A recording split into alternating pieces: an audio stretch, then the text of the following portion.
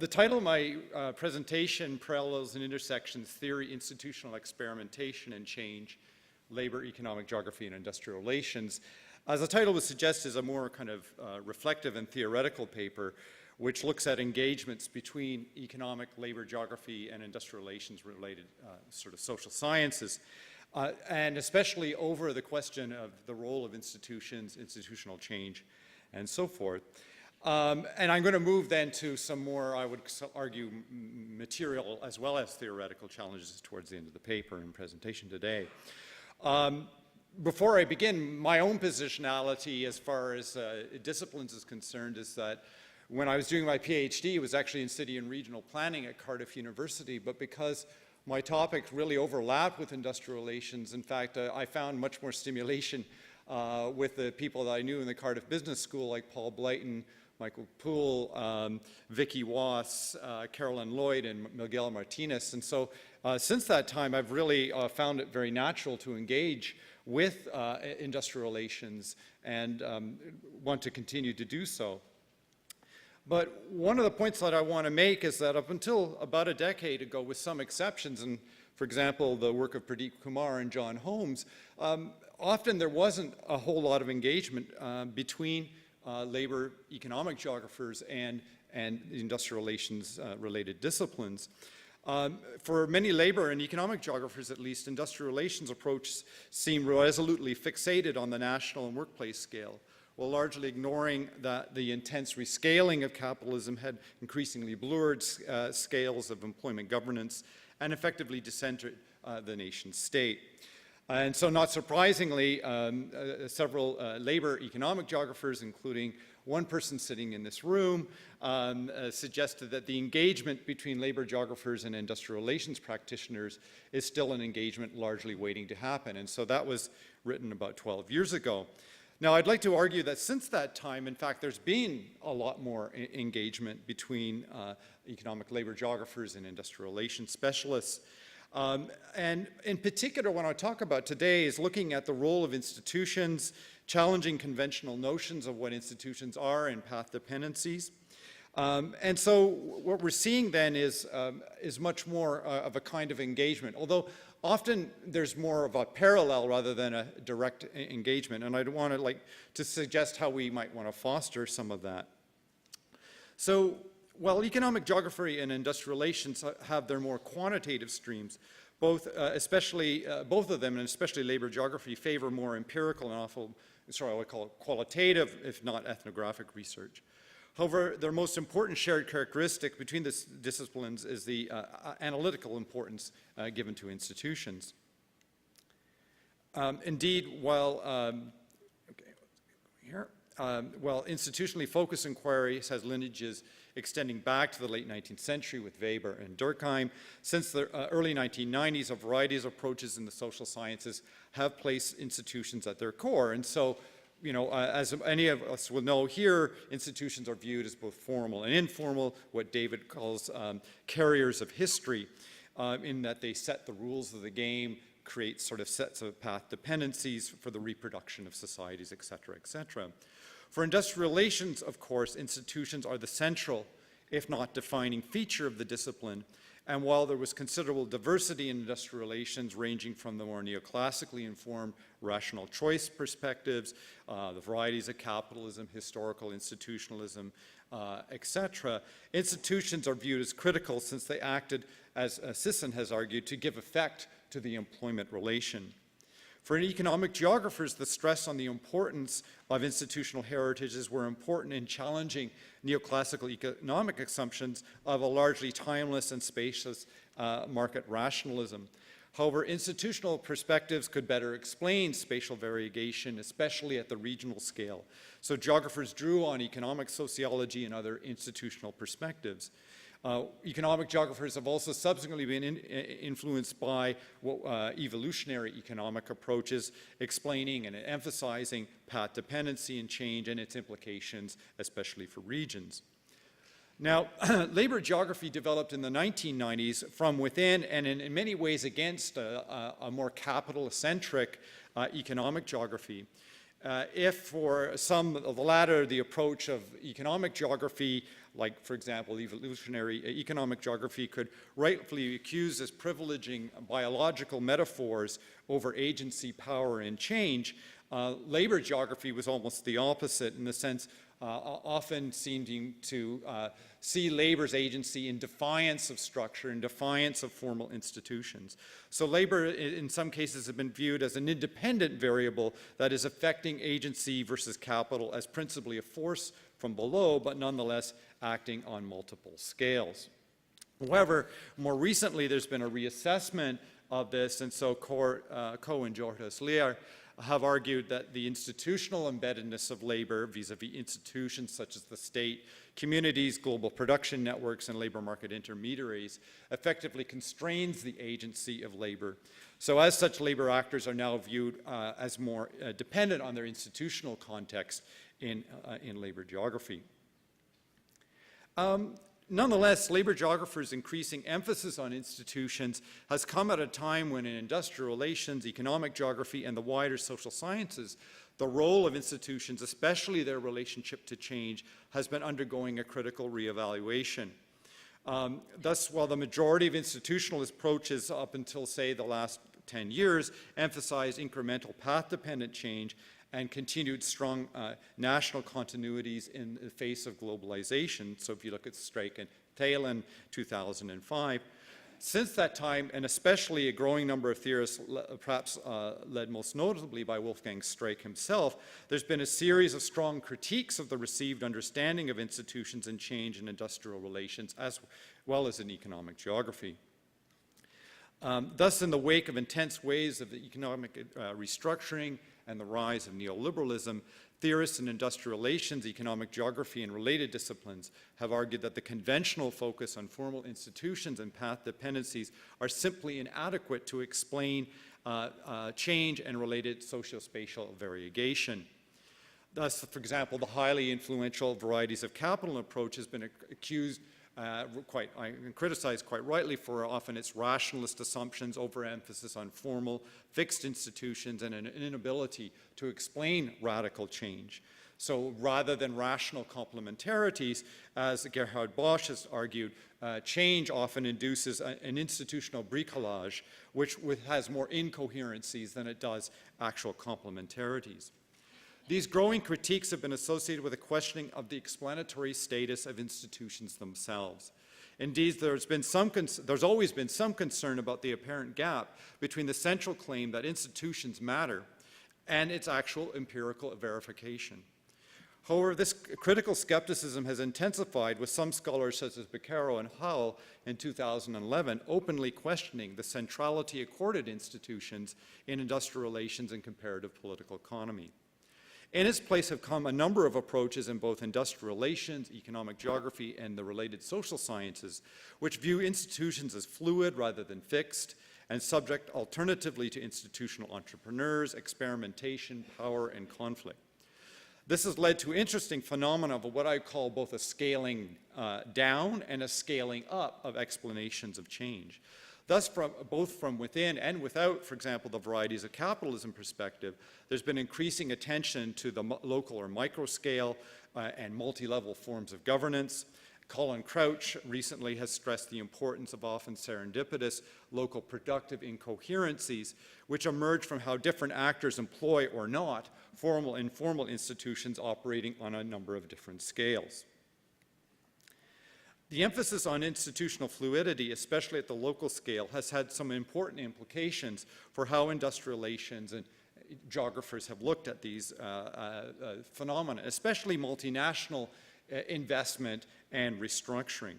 And in particular, there's a stressing of the indeterminacy of national institutions, and in also global actors such as multinationals, how they try to implement their structural power at the local scale. So there's a sense of greater indeterminacy about it.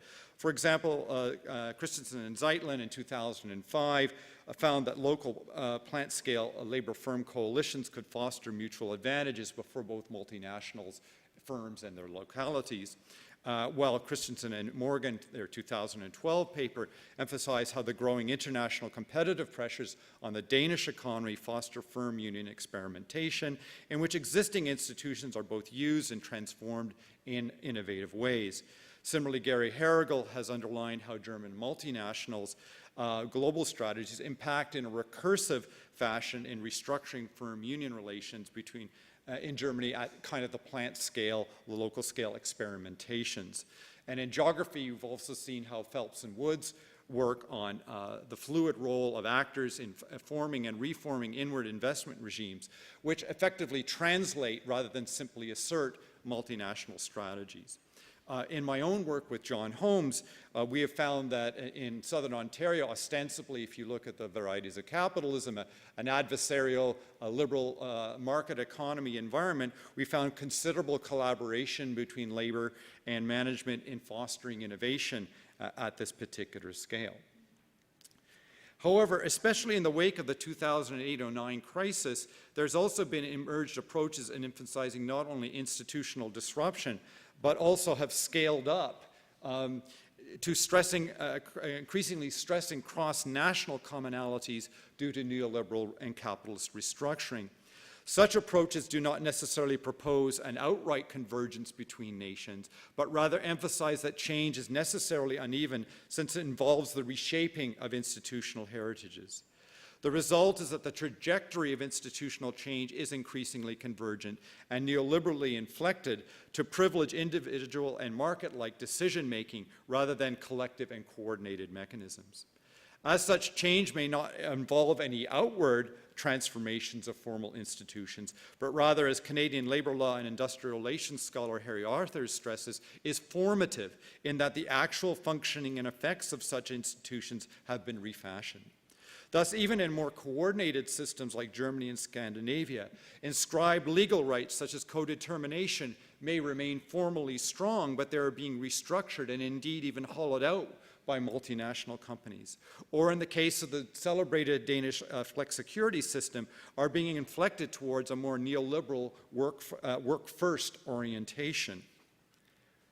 The 2008-09 crisis has also stimulated approaches to engage more with Marxian political economy, emphasizing how economies are not only socially constructed, crisis-prone, and sectorally and spatially variegated, yet there are also systemic institutions embedded in a material form of production common across nations. Special emphasis is placed on the valorization imperative for firms to continually reduce labor costs and realize profits, which exists in a relationship of what Bob Jessup calls ecological dominance to other forms of institutions. As such, variation is increasingly not so much across different types of capitalism as it is within different types. Holders of capital, especially under globalization, have inherent advantages of mobility and the ability to influence the state, especially vis-a-vis labor. In both scaling down and scaling up approaches, there is thus a move away from a focus on institutional form and more on processes, uneven development and effects, in which institutions are viewed as less determining, reflexively constituted, and subject to experimentation and change. Furthermore, while institutions can be critical sources of power, they are also subject to power. In some ways, this shift, emphasizing contingency and indeterminacy, resembles a more post-structural position. But as Colin Crouch has argued, it would be wrong to think that institutional path dependencies or structures do not matter. In fact, some leading post-structural labor geographers, such as Linda McDowell, have been arguing more recently, recognizing the persistent effects of institutions and structures in their research, at the same time as they have been openly calling into question positions emphasizing difference over important continuities and commonalities between workers. Thus, institutions and path dependencies continue to matter, but how we understand how they matter is changing. Neoliberal ideology, analytically and in policy terms, of course, privileges markets as being largely external to and acting upon social institutions. And indeed, Marxist perspectives, too, have often been accused as ascribing to capitalism a similar sort of disembodied form of character. But as Vidal and Peck remind us, while the processes of institutionalization are structured by generalized capitalist dynamics, these dynamics do not pre-exist institutions or social norms. They're in fact constituted by them. Thank you. Nonetheless, 5 minutes. Whoa, whoa, whoa. Would anybody else like to join in? Or would you prefer the slow hand clap at this point? Okay, maybe in about 2 minutes. Okay. Spontaneous applause is permitted, but that was a 5-minute sign. So Okay. let's chill down. Okay, so I want to sort of move towards a conclusion here before I start to get the slow hand clap.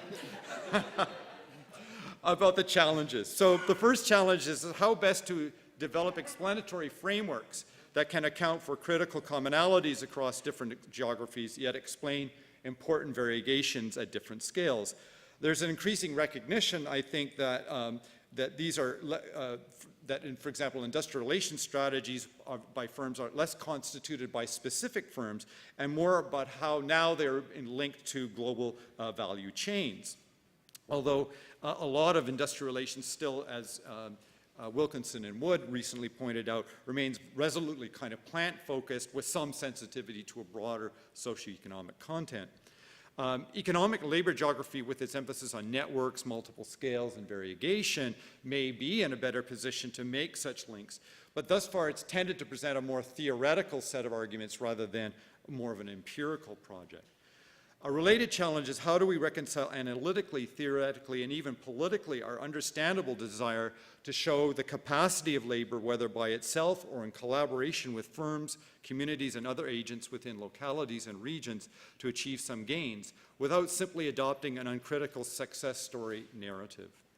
Power asymmetries have become more pervasive, and even within regions characterized by relatively strong unions and social settlements, such as the EU, unions have simply not been able to match the kind of restructuring that's been going on. Outside of advanced economies, these power imbalances seem even stronger.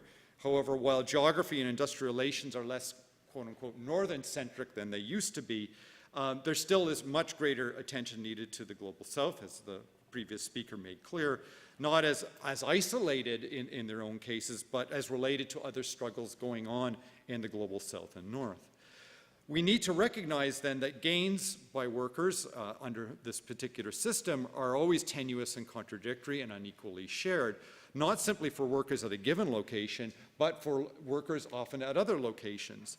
There's a continued need to understand micro-institutional experimentation, but also then how these are connected to the wider dynamics and networks, including class conflict and capital accumulation. We may, like Gary Herigo, want to show how local experimentation and new alliances between workers are developing between German firms and unions, but just as important, as Michael Pettis has recently pointed out, is how the reconstitution of German manufacturing advantage is also strongly linked with the twin neoliberal strategies of wage suppression and financialization, which has made Germany a primary contributor to the ongoing crisis in southern European nations. As Christensen and Morgan rightly stress, as the disastrous results of the financial crisis reveal, not all institutional experimentation is progressive, and the latter requires new and wider forms of governance to make experimentation more systemic and favorable to workers. And here, I think we also need to engage with the state. And we'll move more on from there. So, as we've seen, this kind of institutional experimentation has been important. But I would also argue that there's a need to think about new institutional forms for workers and the renewal of older ones. We've seen a strong interest in community, unionism, more cultural forms of resistance, that these have played a vital role in representing the interests of workers who are largely excluded by post-war labor law and by union organizing. As we have seen, for example, in some of the presentations by, for example, Nick Theodore, previously workers excluded from these have an organizational platform in which they can then engage with more formal forms of organization, such as unions. So they've served to shift the spaces in which workers organize from a narrow workplace focus towards the wider community and non-workplace issues. And to some observers, new institutional forms offer more hope for workers than older forms such as unions. Yet we need to remember that often workplace and community struggles are in fact strongly related. They're not completely separate. So in the United States, worker centers have focused narrowly on individual employment rights cases and lack a more union-like direct intervention rights in the workplace and political action outside of the workplace. Other associational activities, such as professional or community networks, can complement union activity, but they cannot substitute for them as institutions, since they confront real obstacles in converting collective workplace grievances into successful worker mobilization. Moreover, as we've seen, unions, like other institutions, have shown a capacity for experimentation and renewal. As Sam Gindin has recently argued, even though the existing unions in the United States, such as the UAW, are deeply flawed, he points to the fact that in the 1930s, labor's militancy actually emerged out of pre-existing unions, such as the coal miners' union in the United States. Similar renewed militancy around minimum wages and conditions at fast food and Walmart have in many cases been led by the Service Workers Union, the United Food and Commercial Unions, which aren't necessarily real new examples of new unionism. But I think the best hope is sort of the developing of alliances between unions and other forms of organization. So I think it's been very positive that the AFL-CIO has been reaching out to worker centers, has been placing worker center representatives on their board of directors. So the final challenge confronted by economic labor geographers and industrial relations specialists is really, success stories aside, we've been generally better at engaging what I call positive rather than normative analysis.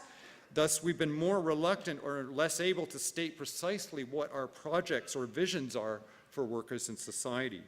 Even in labor geography, with its self-described mission of being pro-worker, it is not clear what this actual vision is beyond an often vaguely defined notion of social justice. What are the goals that we want to see obtained by workers? Are we content to have workers and unions organized with just those fractions of capital supportive of unions, in part because unions can insist in disciplining a collective workforce? Is it simply a recovery of the employment protections and rights given to some workers in post-war advanced capitalism, or its extension to people and places not covered by these? Should we not just seek an extension of economic democracy, but, as Elaine Bernard pointed out, challenging business and capital's unilateral right over investment? To some, the lessons of the 20th century modernism is the need to avoid projects with a capital P. But I would argue that such an avoidance amounts to its own not necessarily very progressive project. In my view, we simply can't avoid this question. In the 1940s and 50s, neoliberalism was a utopian imaginary which was largely a marginalized project. Yet, by both its own experimentation and alliances with very powerful forces, it now occupies a very important and unfortunately hegemonic position. If some, like Eric Hobsbawm, argued that the relative success of workers in post-war advanced capitalist societies in part rested on there being credible ideologies and political alternatives in the forms of communism and social democracy, which, as Wolfgang Streich has recently pointed out, were also important for providing positive internal pluralisms within capitalism, then can we really expect generalized gains for workers globally without there being an equally powerful alternative ideology? I think this is a really open question. My final point is that in so doing, I want to come back to a point that Harry Arthurs made yesterday, is that through experimentation and struggle, can we create a new hegemony around an inclusivity and a shared common interest? Several decades ago, the Marxist philosopher Bertil Ohlmann wrote a book called Confessions of a Marxist Businessman, a book I will always remember. And you may remember that Bertil Ohlmann, in his other life, created the counter-monopoly board game Class Struggle, in which he then tried to make as a businessman. At the beginning of the book, he joins the New York City Chamber of Commerce. And after describing his travails as a business person, meeting payrolls, viewing his friends and family as just future sales units, and selling his product and even confronting a strike. There's a strike at one of the plants that's producing his board game. So he tells them this, and then to the great shock of his business audience, he asked, given all the stresses and responsibilities confronted by capitalists, what was the New York City Chamber of Commerce doing to promote socialism? in order that this burden be shared collectively. Not surprisingly, he is rebuffed by his erstwhile colleagues, but his point was clear. Our current form of capitalism reduces everyone, including those apparently privileged by the system, managers, owners of capital, to the status of commodities. Some of them, at least, might also want to share in a vision in which we reinvent work enterprise around a more consistent with our shared common humanity. Thank you.